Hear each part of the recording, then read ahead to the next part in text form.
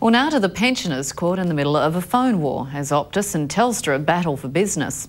Adelaide grandmother, 82-year-old Lorna Harris, is just one of the victims. Her family says she was subjected to unnecessary and confusing high-pressure sales tactics that ended up with Mrs Harris being threatened with legal action over money she didn't even owe. Frank Pangello has the story. They promised me a cheaper phone rate, but I discovered that I was paying more. I was signing to go back onto Telstra, and I didn't want to go back onto Telstra, so they tricked me and told lies. I told Optus that I thought it was thuggery. They're greedy and picking on old people. Yes, I'm not too bad.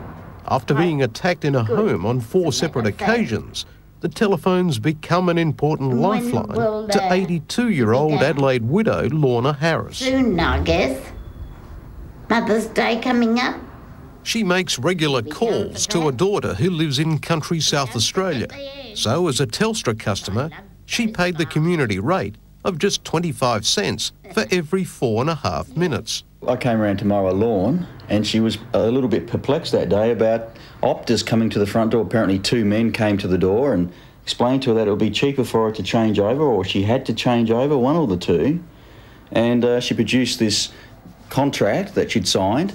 But she's just become one of the innocent and unsuspecting casualties in a phone war for customers after agreeing to switch to rival Optus when the company came knocking on her door. What did they say they were going to do?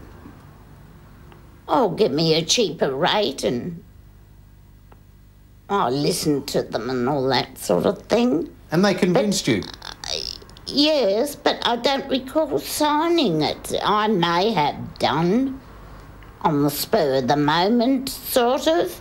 However, as Lorna's grandson, Brenton discovered many months later, it wasn't the deal she was promised.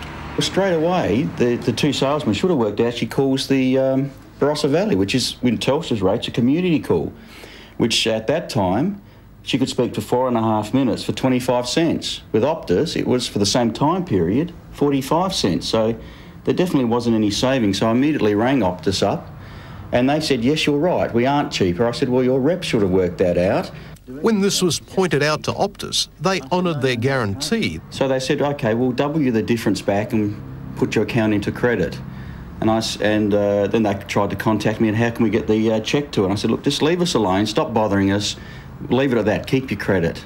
Lorna switched back to Telstra and everything was going fine until last week when her daughter Marlene, who looks after all her mum's bills, received a disturbing letter. Letter here addressed to Dad. I've opened it. Well, it's actually a threatening letter from Optus. They put the debt collectors on me and sent the bill addressed to my late husband who died 8 years ago.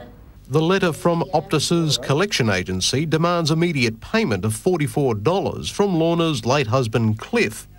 More confusing still, no one can tell Lorna or her family what the amount's for. When I come across the situation, she was incredibly confused. They can put me in jail before I'll pay it. She wants to just live the last few years of her life here in peace. All of her bills get sent to my mother's house. We have no idea where they got the address from or the name from. Well, we do. It's all part of the fallout of deregulation and competition.